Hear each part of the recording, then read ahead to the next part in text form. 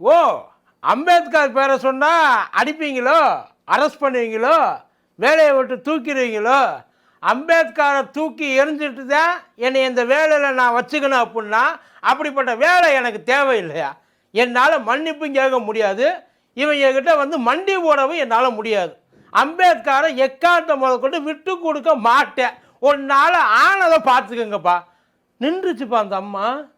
ஒரு சாதாரண ஒரு போலீஸ் ஆஃபீஸரு ஒரு ஸ்டேட்டோட மினிஸ்டரை எதிர்த்து நின்று கேள்வி கேட்டு அந்த கேள்வியிலேருந்து நான் பின்வாங்க மாட்டேன். இந்த ஆள் அம்பேத்கரை அசிங்கப்படுத்துறாரு, வேணும்னே அசிங்கப்படுத்துறாரு. எப்படி இந்த ஆள் அம்பேத்கரை விட்டுவிட்டு இந்த வேலையை பார்க்க முடியும்? இதுக்கு பதில் சொல்லியே ஆகணும். நான் எதுக்கும் வந்து பின்வாங்க மாட்டேன். நான் சொன்ன ஸ்டேட்மெண்ட்டில் நான் ஸ்ட்ராங்காக நிற்கிறேன் அப்படின்னு நின்னதுக்கப்புறம் அந்த அம்மாவுக்கு நாடு பூரா எழுந்த அந்த சப்போர்ட் பயங்கர வைரல். அதுக்கப்புறம் வேறு வழி இல்லாமல் மகாராஷ்டிராவில் இருக்க ஒரு மந்திரி மன்னிப்பு கேட்டிருக்கார். நான் வேணும்னு பண்ணலை, என்னைய தேவையில்லாமல் வந்து தப்பாக யாரும் பேசாதீங்க. அந்த அம்மா மேலே எனக்கு எந்த கோபமும் இல்லை. இன்னமும் சொல்ல போனால் அந்த அம்மாவை நான் எதையுமே செய்ய சொல்லலை. இவங்க தான் போலீஸ்காரங்க தான் அரெஸ்ட் பண்ணி அந்த அம்மாவை கொண்டு போய் ஸ்டேஷனில் வச்சுருந்தாங்க. அந்த அம்மா கேட்டதில் எந்த தப்புமே இல்லை அப்படின்ற மாதிரி சொல்லிட்டாப்புல. யார் சொன்னால் என்ன சொன்னால் எதுக்காக அந்த அம்மா அவ்வளவு ஆவேசப்பட்டுச்சு பார்த்துருவோமா?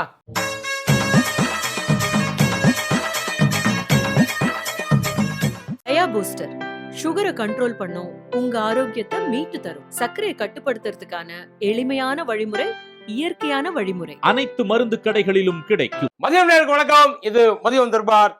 கூத்தடி கோப்பி. அது ஏன் சார் அம்பேத்கர் பேரை சொன்னா மட்டும் உங்களுக்கு அப்படி எரியுது? ஏன் உங்களால் அதை தாங்கிக்கவே முடியல?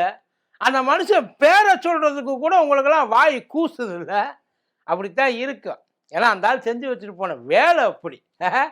இப்போ குடியரசு தின விழா பயங்கரமாக கொண்டாடினாங்க இல்லையா? அந்த குடியரசு தினம் எல்லா இடத்துலையும் கொடியேற்றி பயங்கரமாக வந்து செலிப்ரேட்லாம் எல்லாரும் செஞ்சோம், அதெல்லாம் உள்ளது தான். ஆனால் குடியரசு தினம் ஏன் கொண்டாடுறேன் அப்படின்னு சொல்லி அந்த தலைவர்கள்ட்ட போய் கேட்டோம்னா அதுக்கப்புறம் தெரியும் அவைகளோட அந்த வரலாற்று அந்த இதெல்லாம் அறிவெல்லாம் எப்படி இருக்குன்ட்டு. இப்போ அந்த குடியரசு ஏன் கொண்டாடுற அப்படின்னா அன்னைக்கு தான் வந்து அதாவது அந்த ஜனவரி 26, 1950 அன்னைக்கு அந்த அம்பேத்கர் எழுதின அந்த சட்டம் இல்லை, அம்பேத்கர் வடிவமைச்ச, அம்பேத்கர் கைடு பண்ண அப்படின்னு சொல்லிக்கலாம். ஏன்னா அதில் ஏகப்பட்ட பேர் உழைப்பு உட்கார்ந்துருக்கு. அந்த இது நம்ம அந்த அரசியலமைப்பு சட்டம் இருக்கு இல்லையா, அதில் நாட்டு மக்கள் ஆரம்பித்து பெருந்தலைவர்கள் ஆரம்பித்து பெரிய அறிஞர்கள் ஆரம்பித்து அவ்வளவு பேரோட உழைப்பு அதில் இருக்குது. ஆனால் அந்த டீமை லீட் பண்ணது அதாவது ஒரு இன்ஜினியர்னு வச்சுக்கோங்களேன். எவ்வளோ பேர் ஒரு கட்டடத்தை பயங்கரமாக கட்டுவாங்க. இப்போ பாராளுமன்ற கட்டடம் கட்டப்பட்டிருக்கு, அது யார் கட்டினானே தெரியாது, மோடி கட்டினாருன்ட்டாங்க, அவ்வளோதான். இப்போ அதை எவ்வளோ பேர் வேலை பார்த்தாலும் அதை டிசைன் பண்ணி அதை சூப்பர்வைஸ் பண்ணி எல்லாம் கரெக்டாக இருக்கா அப்படின்னு செக் பண்ணுறது ஒரு லீட் இன்ஜினியர் இருப்பார் இல்லையா?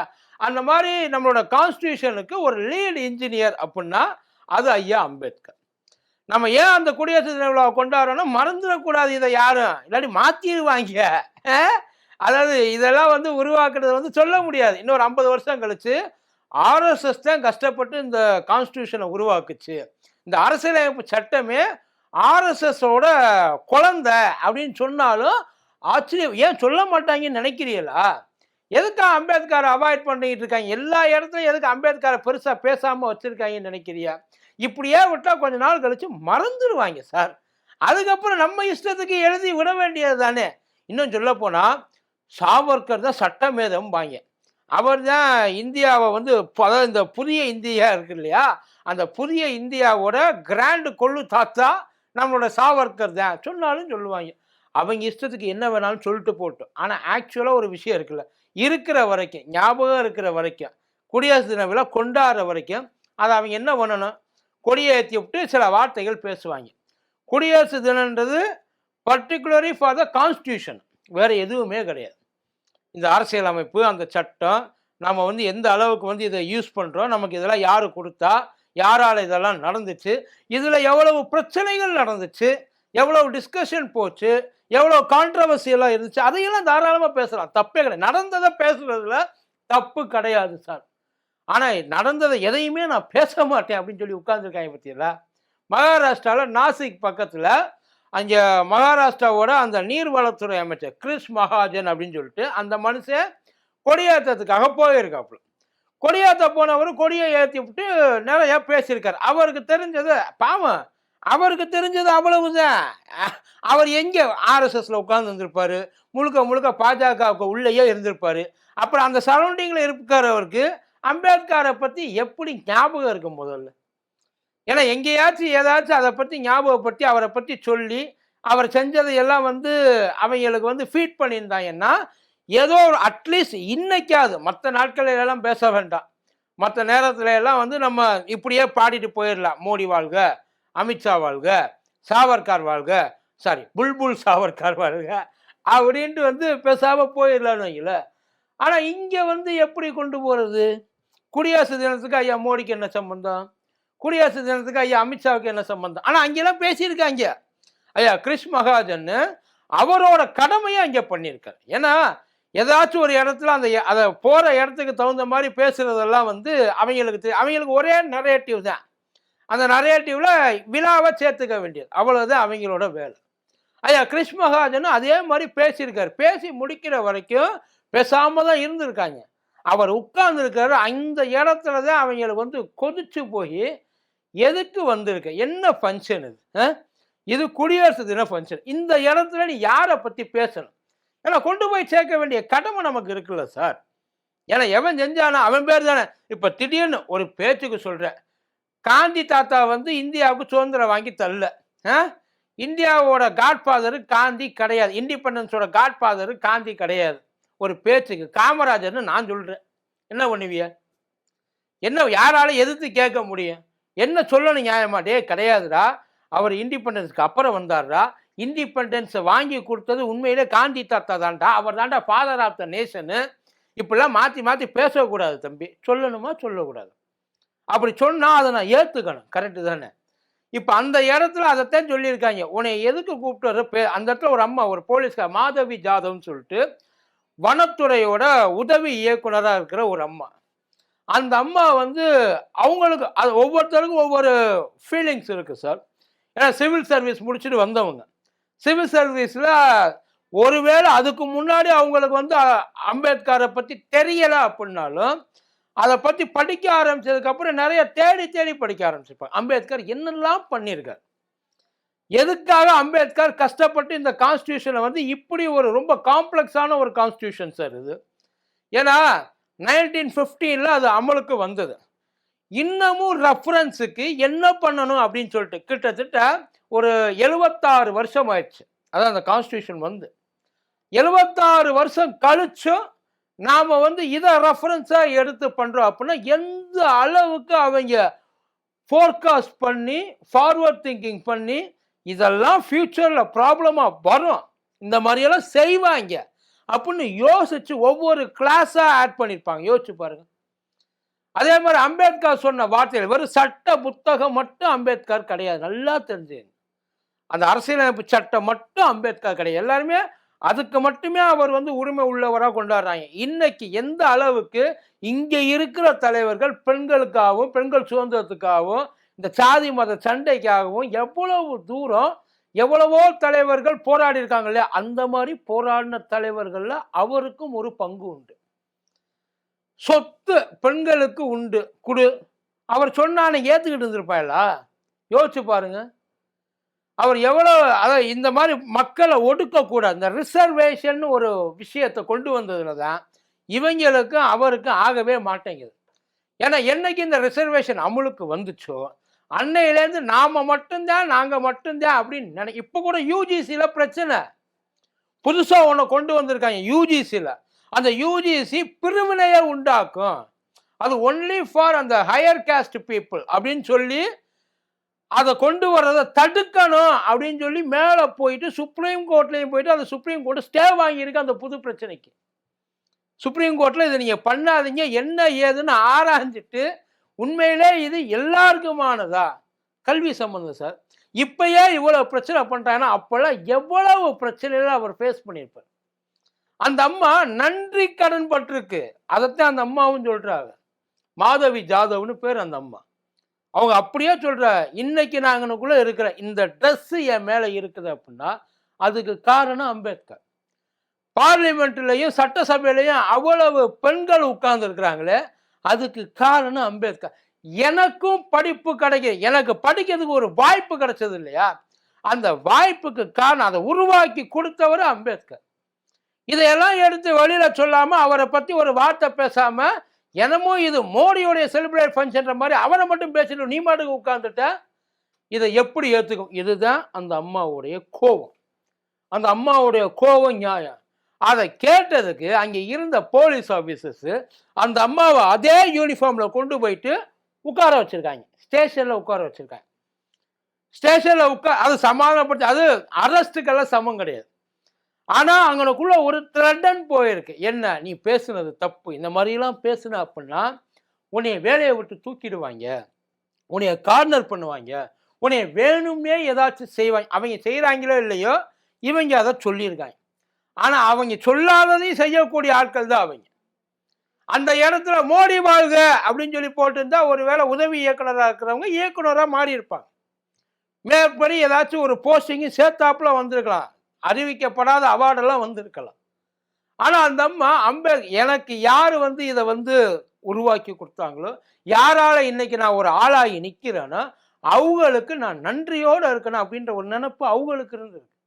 அந்த அம்மா அங்கனுக்குள்ளே வெளியில சொல்லிட்டா, எல்லாரும் உட்கார்ந்துருக்காங்க, அம்பேத்கரை பத்தி பேசுனதுக்காக என்னைய அவங்க வேலையை விட்டு தூக்குவாங்க, என் அரசாங்க வேலையை பறிப்பாங்கன்னா பறிச்சுட்டு போட்டு, எனக்கு அதை பத்தி எந்த கவலையும் கிடையாது.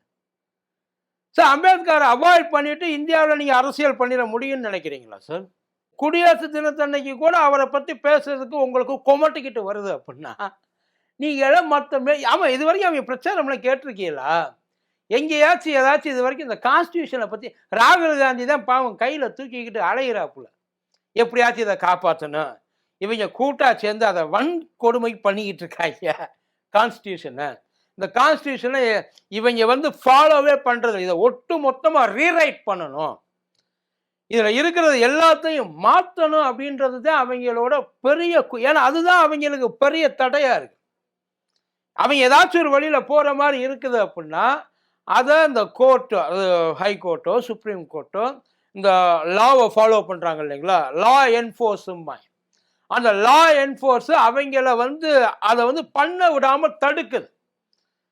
முடிஞ்ச வரையும் அவங்கள இறுக்கி கட்டி போட்டு நகர முடியாத அளவுக்கு ஆக்கி விட்டுருச்சு அந்த லா என்ஃபோர்ஸ். அதுல தான் அவங்களுக்கு அவ்வளவு ஒவ்வொன்றுக்கும் போயிட்டு அங்கே நிற்க வேண்டியதா இருக்கு, ஒவ்வொன்றுக்கும் அவங்க போய் பதில் சொல்ல வேண்டியதா இருக்கு. அப்பேற்பட்ட ஒரு விஷயத்த 76 வருஷத்துக்கு முன்னாடி ஒரு மனுஷன் செஞ்சுட்டு போய் தான், அந்த மனுஷன் மேல உங்களுக்கு கோபம் இருக்கிறது நியாயம்தான். ஆனா வேற வழியில கொஞ்ச நாள் நடிச்சுனாலும் ஆகணும்ல சார், கொஞ்சம் நடிக்கணும். அது இங்களுக்குள்ள பேசிவிட்டு ரூமுக்குள்ள போயிட்டு நீங்க அவர் எப்படி வேணாலும் பேசலாம், யாருக்கு தெரியும்? இப்ப நம்ம நாட்டோட பெரிய 2 தலைவர்கள் இருக்கா இல்லையா, அந்த 2 தலைவர்கள் வெளியில நம்ம கிட்ட பேசுறதே தான் உள்ள போய் பேசுவாங்கன்னு நினைக்கிறீங்களா என்ன? தமிழ்நாட்டுக்கு வர்றப்ப ஐயா மோடி ஒன்று பேசுவார், தமிழ்நாட்டுக்கு வர்றப்ப ஐயா அமித்ஷா ஒன்று பேசுவார். இதே பேச்சு அவங்க வேற ஸ்டேட்டுக்கு போனா பேசுவாங்க. யோசிச்சு பாருங்க, வேற ஸ்டேட்டுக்கு போனா இந்த வாங்கிட்டே என்னடா நேற்று அங்கே பேசுறதுக்கு இன்னைக்கு இங்கே பேசுறதுக்கு வேற வேற ஆள் மாதிரி இருக்கடா, ஒருவேளை அங்கே இல்லை இந்த பேய் பிடிச்சி ஆட்டினவங்க பேசுவாங்க தெரியுமா, அந்த மாதிரி தான் மாற்றி மாற்றி பேசிக்கிட்டு இருப்பாங்க. ஸோ அப்படிலாம் நான் நடிக்கிறதுக்கு அரசியல்வாதி கிடையாது, நான் ஒரு அதிகாரி, முக்கியமாக இந்திய குடிமகள். அவங்க சொல்லியிருக்காங்க இன்னைக்கு இங்கே இருக்கிற எல்லாரும் ஓரளவுக்கு கொஞ்சம் நல்லா இருக்கிறாங்க, அதை கண்டு இவங்க பயப்படுறாங்கன்னா அதுக்கு ஒரே ஒரு காரணம் அம்பேத்கர் தான். அப்புறம் என்னால் விட்டு கொடுக்க முடியாதுன்னு இந்த அம்மா இந்த வீடியோ சோசியல் மீடியாவில் பயங்கரமாக ரைவலரி, பெரிய ரிவல்ரி. அது நல்லா கேட்டாக்க பொலிட்டீஷியன்ஸ் மட்டும்தான் ஃப்ரண்ட் அண்ட் பேக் அடிப்பாங்க, அதான் சில நேரத்தில் சப்போர்ட்டு சில நேரத்தில் அப்போஸு. ஆனால் பொதுமக்கள் இருக்காங்க இல்லையா, அவங்க என்றைக்குமே ஒரே ஸ்டாண்டு தான் இந்த மாதிரி விஷயங்கள்ல, என்றைக்குமே ஒரே ஸ்டாண்டு தான். அவங்க கேட்டது இந்த அம்மா செஞ்சதுல என்ன தப்பு, அந்த அம்மா கேட்டதுலேயும் என்ன தப்பு, அம்பேத்கர் அவாய்ட் பண்ணிட்டு இந்த ஆள் ஒரு ஸ்பீச்சை கொடுக்கலாமா அப்படின்னா அந்த ஆளுக்கு அம்பேத்கர்லாம் ஒரு ஆளே இல்லைன்ற ஒரு நினப்பு உள்ளுக்குள்ள இருக்குது, அந்த மாதிரி கொண்டு போயிட்டாங்க. அதுக்கப்புறம் அந்த கிறிஸ் மகாஜன் அமைச்சர், ஐயையோ அங்கே சுற்றி இங்கே சுற்றி கடைசியில் நம்ம வாய்க்கிட்ட வந்துட்டாங்களே அப்படின்ட்டு அவர் டபகுன்னு நான் எப்பயும் இப்படிலாம் கிடையாதுங்க, நான் அம்பேத்கரை வந்து அப்படிலாம் நினச்சதே கிடையாது, அவர் எவ்வளோ பெரிய அறிவாளி, அவரை போயிட்டு அப்படிலாம் நினைக்க முடியுமா, நான் எப்பயுமே அவர் புகழ் பாடி ஜெய் ஸ்ரீராம் சொல்கிறேனோ இல்லையோ ஜெய் பீம் சொல்லிக்கிட்டே இருப்பேன் எப்பயும். அந்த அளவுக்கு வந்து நான் போகிற இடத்துலலாம் அம்பேத்கரை பற்றி தான் பேசுவேன். ஐயா மோடி திருவள்ளுவரை பற்றி பேசுவார் இல்லையா, அதே மாதிரி அம்பேத்கரை பற்றி தான் பேசுவேன். நான் பேசாமல் விட்டது ஏதோ ஒரு நினப்பில் பேசாமல் விட்டேன். ஏதோ ஒரு நினப்புலனா எனக்கு புரியலை. குடியரசு தினத்துக்கு தானே கூப்பிட்டாங்க, இல்லை வேற எங்கேயாச்சும் குத்து விளக்கு பூஜைக்கு கூப்பிட்டாங்களா உங்களை? ஏதோ ஒரு நினப்புல குத்து விளக்கு பூஜையை கேட்டால் எனக்கு அதுக்கு சம்மந்தம் இல்லைங்க அப்படின்னு சொல்லிட்டு எதையாச்சும் நான் பேசிட்டு போயிடலாம். குடியரசு தினத்துக்கு உங்களுக்கு சம்மந்தம் இருக்கா இல்லையா? அரசியல்வாதி தானே நீ, அப்புறம் என்ன ஏதோ ஒரு நினப்புல சரி ரைட்டு பேசிட்டேன். அறியாப்புள்ள நீங்கள்லாம் வந்து என்னை மன்னிச்சிருங்க, அம்பேத்கரை பற்றி நான் வந்து பேசாமல் விட்டது தப்பு தான், மற்றபடி அந்த பொண்ணு மேலே எந்த தப்பும் கிடையாது, அந்த அதிகாரி மேலே அவங்கள நினச்சி நான் ரொம்ப பெருமைப்படுறேன், ஒவ்வொரு அதிகாரியும் இப்படித்தான் இருக்கணும் அப்படின்ட்டு மன்னிப்பை கேட்டு போயிட்டாராம்.